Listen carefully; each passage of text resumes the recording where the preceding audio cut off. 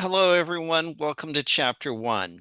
In this set of video lectures, we're going to be talking about healthcare delivery systems, some of the history of healthcare, and the role that HIM professionals have to play in it.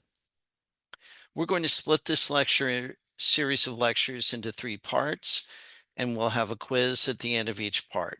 Please answer the quiz questions as they will help enhance your understanding of the material and they do not count against you with your grade. Let's get started. Okay, I'm going to skip ahead with the first 4 chapters, let you read the objectives on their own, and we're going to get right to it. Healthcare delivery has evolved tremendously over time. In early times, medicine was caused by supernatural forces. Hippocrates shifted this view, making medicine more of a science than something like a religion, and his oath still influences us today. During the Middle Ages, hospitals were run by charitable organizations, and by the Renaissance, science was beginning to drive patient care. Key discoveries furthered this drive towards science, and this included things like von Leeuwenhoek's microscope, Pasteur's germ theory, Lister's antiseptic surgery, and Fleming's penicillin.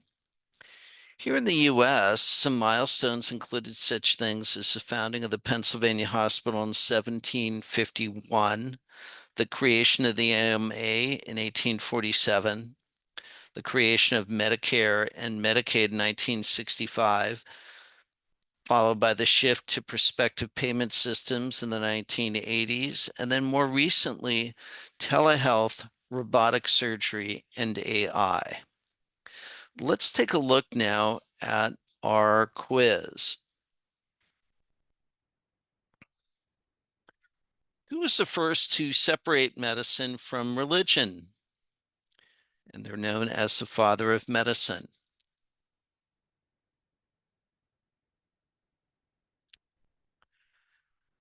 And I'll let you read over the choices yourself, but let's go on to question 2. Which discovery established the germ theory of diseases? And you see your 4 choices here. And the correct answers are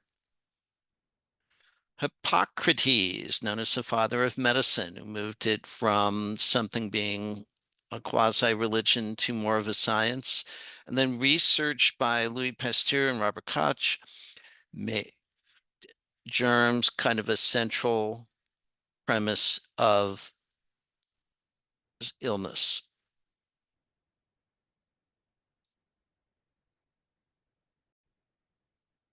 Okay, I hope you found that useful.